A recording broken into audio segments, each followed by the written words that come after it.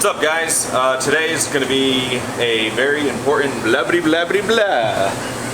Hey, what's up, guys? So today we're going to go over something that's very important. The most critical thing to the restaurant success as far as executing a kitchen, going through the rushes, is going to be the line check. So we do this 2 times a day.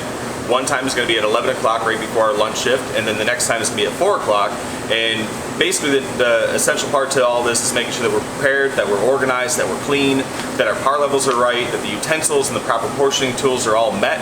We're going to start with the line check, and we're going to start over the wing station. All right, so right now we're going to go over the drop station, and first and foremost, you're going to see that I already broke down some wings. But I'm going to show you exactly how many is the expectation, and what we go through when we're going through a rush and things like that. So all of those wings that were in there were all 6s, meaning that they have 60 wings in each one. For a lunch shift, we're going to go through about 6 cases. We're going to prep about 6 cases of wings, and we're going to break those down. We're going to have the container that is conveniently right here. Follow me. There it is. And we're going to break open the wings right here so all the blood drains off. And then we're going to count 60 wings. We're going to take, if there's any damaged ones that are completely broken to where if you cook it off, you run a risk that someone's going to bite into it and break a tooth or something. We're going to put those aside. You know, we still have to track it because we're still getting charged for that waste and for that weight. But as far as the wings, we're just going to count 60 wings. We're going to keep breaking open the bags, count 60, 60, 60, 60. For a lunch rush, typically we break down 6 cases of wings, and for a dinner rush, it's going to be 10 cases. So at the very beginning, we talked about the importance of temperature and temperature controls. So we're going to make sure that one of the fryers is up to temp. So these thermometers take a little bit longer to get up there. So we're going to set one in there while we go over and make sure that our temperature is good over here, which we have one on the top, which is right in the middle of where we want to be. Now we're going to go over to the boneless and tenders, which you're going to see that they're already broken down. We're going to have a thermometer in every single cooler as well, so we don't just rely on the temperature up here, because that's not always correct. So we want to go and just cover our end, because that's what a health inspector is going to look for as well. They're not going to always look at this. They're going to want to confirm that the thermometer is at the right temp. We're at 342 right now. It doesn't seem like it's moving too much, so that means that we're just going to have to increase it just a little bit more, and you'll see how the flame pops right on. All right, so one of the most important things as well in regards to the oil and the quality of it is that we have a protocol and a procedure. Every location they have their own system as far as what days they do. Like over here at Kali, we filter every Monday and things like that, and then you can see this is all just based on volume. So some locations, they're busier on Monday, Wednesday, meaning that they're going to want to filter more towards the beginning of the week and then drop them probably on Thursday. Other locations wait until Saturday to do that. It all depends on the volume and what makes sense for the KM and the GM and what they decide that they want to do. So for here, you're going to come and you're going to see, and this oil looks just how it needs to look. It looks clean, it looks light. What you want to look at, what you'll know is that, or notice the bad parts about the oil, that if they didn't follow procedure, you'll see that it's dark. You'll see that when you turn on the fryers and you might see some smoke that's coming up, that means that oil is gone. And what that does to someone's system, as far as if you're cooking with bad oil and bad grease, you'll see the product get more brown. You know, so a French fry will look like it's cooked and be done 1.5 minutes in, when our procedure and our brand standards is 2.5. So it's not going to meet that. Same thing with boneless wings that take 6 minutes to cook. They're going to look done at 4.5. The bone in, they're going to be done and look done at 14. But they're not, you know, and it's going to be gross. It's going to mess up your system. You're going to eat it. You're going to have a little bit of fun bubbling going on in your system, but that's not what you want. We don't want to make anyone sick. We don't want people to run back and forth to the bathroom because of the fact that we didn't do our job. But that's something that you need to look for, is the oil in itself. And like I said, that makes or breaks the dish and who we are. It's quality control. Now what we're going to do is we're going to go over to our sauce station, because shake is a very important thing to what we do. It's our backbone. It's who we are. You know, we sell 42 some odd sauces and rubs. Some are tag teams, so I know that it's not all sauce, but we sell over 20 sauces, you know, 8, 9 rubs, give or take, and probably will increase by the time that you see this video. Who knows? But the most important part as far as the sauces go is making sure that what happens with the buffalo sauces is it tends to separate, you know, overnight, whether it's the temperature in the kitchen or it's the ingredients that are in that said sauce, you know. So the agave and some of them will separate. So for our sweet buffalo, you'll see a separation between the buffalo and then the agave goes to the bottom. garlic parmesan. You're gonna see the cheese that goes to the bottom. You're gonna see ingredients that just do that. You'll see separation as far as the buffalo sauces go as well. Some of the barbecues kind of do that as well, but it's better to mix them and make sure they're thoroughly mixed at 11 o'clock and then for your dinner rush as well. So, because that's all balanced. So you just come through and you make sure that you go through and you mix every single sauce, even though some may not need it. We just make sure we do that. So before my shift, I'm gonna come through and I'm just gonna go through and mix every single sauce all the way down the line, because what that's gonna do is that's gonna give balance to our flavor that we're looking for. But that's why we make sure, mainly because of the flavor, we make sure that we have all these sauces all mixed up. We got our rubs good to go, and then we come over to this way. So pretty much we already got the chicken station, we already got the shake and drop, checked our fryers, we're good to go there. We made sure that we're stocked, locked, and loaded over on the tenders and the boneless and all that. We come over this way, we're gonna make sure that when it comes to plating, we have our ranch, blue, celery, everything done. The celery and the carrots are already cut, they're already ready to go. We have all of our baskets right here. We're gonna have 1 tablespoon. This goes on the spicy garlic parm. Every 5 count gets 1 tablespoon, just sprinkled on top. It's the only thing it goes on. You know, the ranch, everything will have the line that goes through it. Right in the top, that lets us know that it's ranch. This lets us know that this is blue cheese because it doesn't have that. Then another thing that we're gonna have to do, because you see me making a mess, is we're gonna have our sanitizer buckets, which we have. Everything is gonna be 6 inches off the ground and at 120 degrees. And we have to change them every 2 hours. So it's really, really important, especially in today's age. Even back then, even before the pandemic, it was very important, but it's even more so now that we make sure that we sanitize everything. But you will find that you have a sanitizer bucket over this way, you know, because we keep it rested right there. So we have one here for our drop station, we have one here for our shake station, we have one here for our grill, and then we're gonna have another one right over there for our pantry. So we have them everywhere, and it's really important. That's what you're gonna wanna check to make sure that we are keeping everyone honest with that, because that's clean. We're gonna set this back down, and then we're gonna head over to our pantry station. You're gonna see that you have everything labeled from your mayo. That's things that I'm gonna be checking for to make sure that they have it. You're gonna make sure you have the dates on all the stuff as well, and then you're gonna match. So like Southwest sauce, you have that here at 11:14. We have it around the corner. We'll make sure on the expo station that the use by date is gonna match with that. That lets me know that they are really paying attention to details and not trying to get over on me. Because if that doesn't have the same date, they didn't make 2 batches of it. It's not just conveniently, they're not rotating the way that they should, and rotation is everything to what we do. It's health, it's safety purposes mainly, and then we're gonna look over here, we're gonna make sure that we have all of our portioning tools. So for our lettuce, we have a 1/3 cup, so when we're doing a sub, we're taking that, sprinkling that down. We got our tomatoes, that 4 come to for a sub, you're gonna put 4 on there. A burger's just gonna get 2 pieces, so you're gonna have it like that.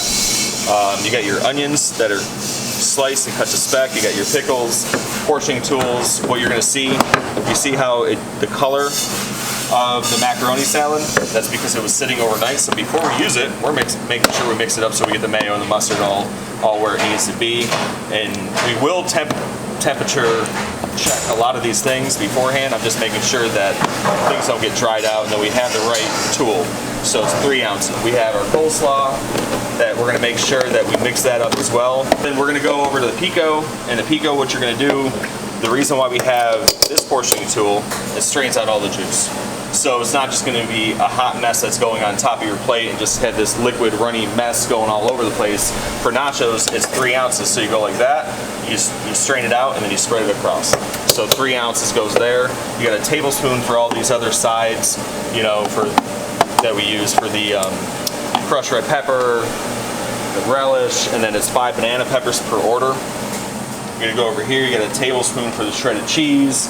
That's for our side salad. So now that we just talked about the portioning utensils that were needed, we're gonna go make sure that everything is up to the proper cuts and quality control and things like that we look for. So for the tomatoes, you're gonna wanna make sure that they're all laid out this way. And same with the thickness too. That's what we're looking for. Everything is in marked edge, and it tells you exactly the spec, exactly the size for everything that we're gonna have here. You look over here at the macaroni salad, and what you're gonna wanna do as well, you're gonna wanna try the macaroni salad. You're also gonna make sure that all the cuts are proper, which I can see right here, that is not anywhere near where it needs to be. Same with this, not anywhere where it needs to be. They need to be cubes. That lets me know that they didn't follow the recipe, which is what we're looking for. So we're gonna make sure that we're holding people accountable. I'm gonna try this, and I'm gonna make sure that the flavor's there, and then maybe it was just someone doesn't have the knife skills that we need to teach. So one thing that we haven't touched on too much just yet are the par levels. But the par levels, all the par levels are is just preparation. It's gonna be being proactive and being ready for the rush, being ready for the day, being ready for the next day. So we don't find ourselves just digging ourselves out of a hole, building up unwarranted anxiety and stress that we don't really need. So when you look at everything, you're gonna see certain items, like this, for example, the pickles. There's only a handful in here. A Big Time Burger gets 2. Those are at the low end, meaning that it's only gonna take 2 Big Times to come in. And if we don't have a backup over here, that means that when we need it, we're gonna have to run to the cooler and get it. And that's not what I'm gonna wanna do. Same thing with the onions. The macaroni salad, we always have a backup because the batch that we have, it could be the last batch, but if that was the last one, they should have a fresh batch back there right now. If they don't, then we should have one right under here to where when we need it, we just rotate it right through. You know, it's all about FIFO, it's all about just being efficient and doing less steps, right? There's no exception when it comes to quality. If they do not look, if the tomatoes look off, if any of these dishes look off, if any of these dishes you want it served to a relative, to a friend, to yourself, we're not serving it. Our standards are very, very high, and there's no exception for any of this. We report it on the waste log, we teach them, we get better, whether or not is if they're not following a recipe, if they overdid it, if they cut something wrong, whatever the case may be, it's an opportunity to train, it's an opportunity to get it right, it's an opportunity to correct or discipline if it's something that someone should know better. Like whatever the case may be, it's an opportunity to get better. But we do not just sell something because it's just, well, we need to move it. No, we could waste log it and move on. And go about the proper steps. But as far as the prep and the par levels, when you're doing your line check, especially at 11 o'clock, because that's when you're supposed to be taking care of all this prep list. So if you look through, and you go through on this, and you see, let's pick one, we'll pick blue cheese, right? So if you go and say that we have an expectation of having backups of blue cheese, and we have blue cheese up here, but we open this up and voila, we don't see blue cheese. Well, I'm gonna go in the cooler, I'm gonna make sure that I have roughly it's about 3 trays of blue cheese, 7 trays of ranch that I'm gonna need for the day. And I'm gonna make sure that those were prepped up, that those are stocked right, and I have those already in the container so I can rotate those through because, again, the last thing I am going to want to do when I'm in this world over here is have to run back and grab something and do something. We have plenty of time to stay busy, and that's the expectation. There's plenty of time to stay busy, so we want to be proactive. Fill those containers up, there's space down here to rotate it through, you know, and that's what it's all about. It's just rotating through, doing your prep list. So while they're going through and you're doing your line check, you're making your prep list through the day. You're gonna make sure you have all your sauces stocked. So if I'm mixing up sauce and I see that there's about that much left, I'm gonna make sure directly underneath is another 2 gallons ready to go. If it's not, I'm writing down I need to make that sauce. So the line check is very important in the morning to get your prep list done. It is very important to make sure that you are ready to go and attack the day because your lunch shift is going to be so easy if you do a proper line check, if you make sure you're prepared. Same thing with your dinner shift. If everyone knows that the expectation is to have all of the stuff ready and set, locked and loaded and everything like this, like if I walked in at 4 o'clock and I'm the manager and I said, all right, and I'm walking through, I'm comfortable, I'm confident. I know we're gonna get through the day because I see that I have all these portioning tools in here. I see that they understand the importance of having all of this stuff. Because it's not just to make their lives easier, it's food costs, you know, and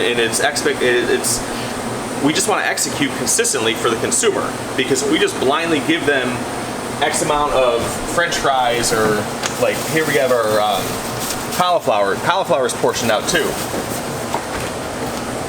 Onion rings are portioned, fried pickles are portioned, curds are up there portioned, portion. Everything is portioned because we want to maintain a level of consistency so they know that the amount of fries that they're gonna get is 7.5 ounces, not 15 ounces this day and 5 ounces that day.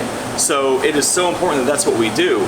You know, we can touch on temperature over here as well. You're gonna see that it's 6.5 degrees. We're gonna be right around there, and with this freezer, we're gonna be right at 0 and under, 0 to -10, to make sure that none of this stuff softens up, because unlike the tenders, something like a fried pickle, if it softens up, you'll be able to feel it.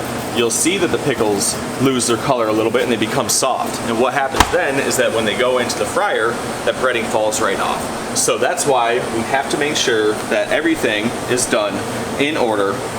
I mean, everyone's line check is slightly different as far as how their line is set up, but all of these things are so important to make sure that the day is good. You know, if you see that the freezer isn't up to temp, if there's something wrong, it gives us an opportunity at 11 o'clock to call someone in to fix it. You don't want to find out on a Friday night or a Saturday night that your freezer's down, and now what? We don't just have a random 2-door freezer sitting over in storage. We have to figure it out. And it's better to know at 11 o'clock that there's an issue with any of this stuff, because that's our chance to get it right. So another thing that we need to touch on as well is down here we have other ingredients that are portioned. You know, you got your broccoli, that's 4 ounces. You got your bacon, that's going to be 3 diced pieces of bacon, and then 2 ounces of jalapenos. Right? Same rule applies, first in, first out, making sure everything's labeled and dated. Every now and then, and especially during a line check, you're going to want to go and take a couple things between whether or not it's the broccoli or the fried pickles or the onion rings or the curds, whatever the case may be. Weigh a couple of them to keep them honest, to make sure that the portioning is done correctly. Same thing with over here. You're going to see down here you'll have your shredded chicken, your turkey, your grilled chicken, you know, your pulled pork. You're going to want to make sure that those things are the right portion size, that those are all 4 ounces. So just grab something, whether it's a curd this time and then pork next time, or broccoli the first time, whatever you need to do, make sure it's done. You have to keep everyone honest. When you're going over here, you want to make sure that the ladles are all the right size. And what we're going to do is we're going to mix these up. We're going to temp control these as well before we start touching over on the grill, but we'll start over on this side. So what we're going to do is first mix them up, because what happens is that the temperature is going to be hotter on the bottom than it is on the top. So that's why we want to get an accurate count, or an accurate temperature, I should say. But what we want to do is mix it up, because when you see the cheese sauce, that's pretty. So that's exactly how you want it to be. What will happen is that this will still cook the cheese sauce, so it will thicken it up. And it thickens it up if you're not mixing it up, if you're not busy, if you put too much in.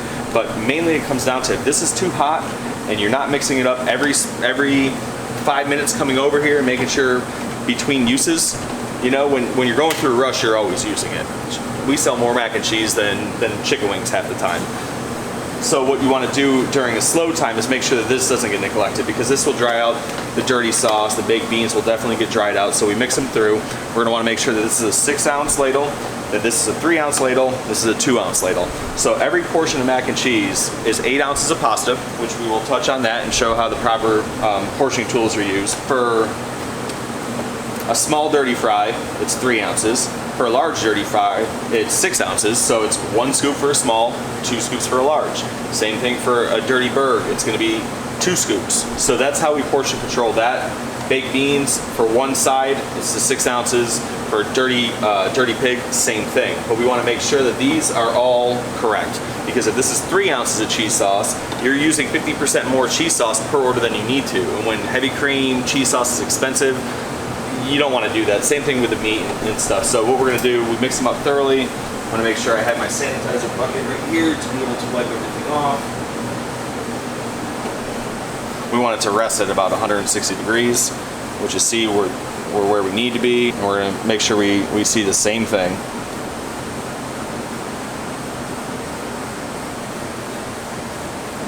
And we are good.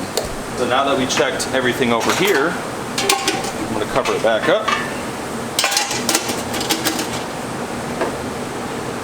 And I'm going to make sure that our water is up to temp. So again, we are looking for 140 degrees on the water. And this is for our pasta, and over here is going to be for our broccoli. So we are a little high there, which is really important, and we're good there. And then we're going to come over here, and this is going to be where all the magic happens. So first and foremost, when I check my grill, I'm going to make sure that I have all the portioning tools that I need. You got 2 ounce quarter cup, which is 2 ounces right here, of the onions, the diced peppers, which do come in bags, and we already have someone cut that. They're prepped, send right to us. So we want to make sure that the quality is there as well, and that there's no liquid Same thing for our shredded cheese. We have, what you see here, 2 ounces. So that's how much we use for a burger that gets, you know, cheddar cheese is gonna be 2 ounces. And then we got the provolone, the American, 3 slices per bacon, 1 cup of pasta. So we check the temperatures over here, we check the temps here, check the stock level.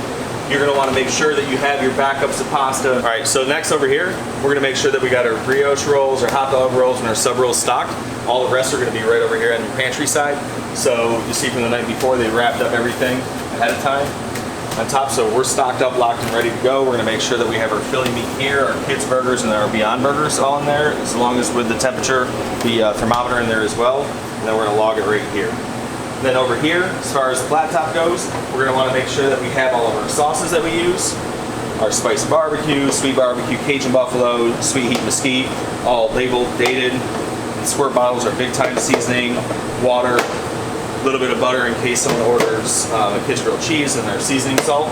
We got our marinara up top, which we rest on in a little makeshift well, you know, with a 2-ounce ladle that goes in there. This is our little dome for the burgers. Make sure that we have that on hand as well. And then as far as the flat top goes, divide it into 4 sections. The first 2 sections, so if you envision 1 foot by 1 foot, 1, is gonna be 350, 350, 200, and then off.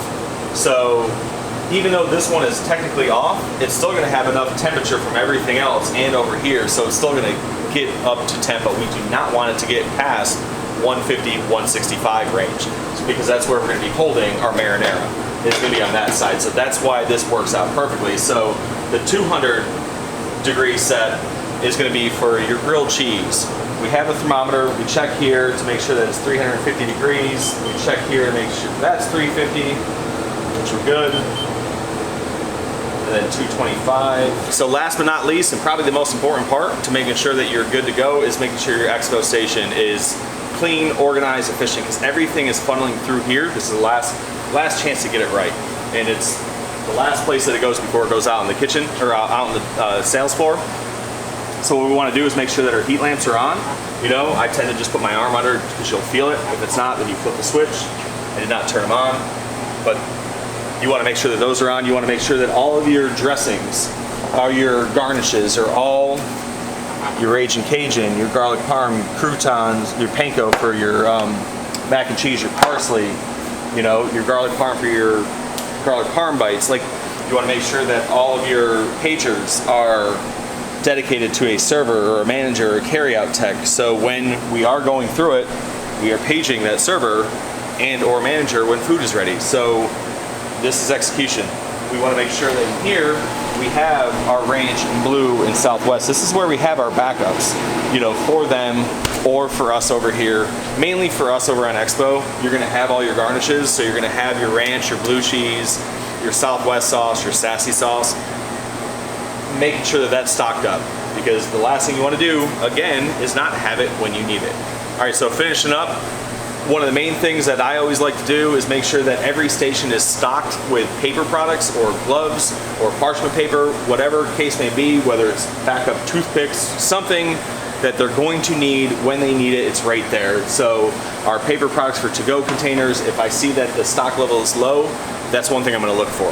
I'm going to make sure that we have a full thing of gloves in every station. So from drop to shake to pantry to grill to Expo has an extra pair of gloves. I'll have an extra set down here, like all the backups, so when they call for it, I have it ready to go. Same thing with backup paper for my printer. I'm not just gonna dig around for it. I'm gonna set the paper right here, so when this goes out, I have it ready to go. Walking with me over this way, carry out. If these bags were not stocked, I'm gonna make sure they are stocked, and I'm gonna make sure that I have backups here just in case. Same thing with these, you know, and then same thing around the line.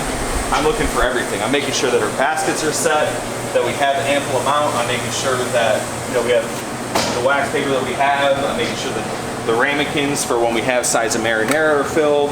You know, the lids are filled and organized. You know, we're running a little low on 3 ounce.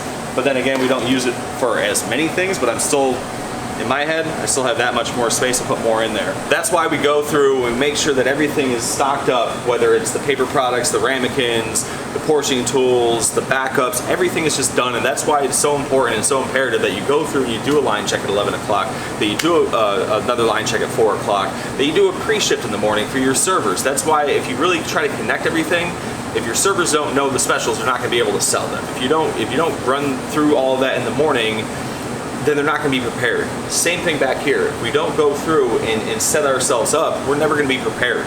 You know, we're never going to meet our brand standards. We're never going to give the food that's going to be consistent at all, and then we're going to lose, and we don't want to. So that's why line checks are important. I love you. Stay dirty, my friends.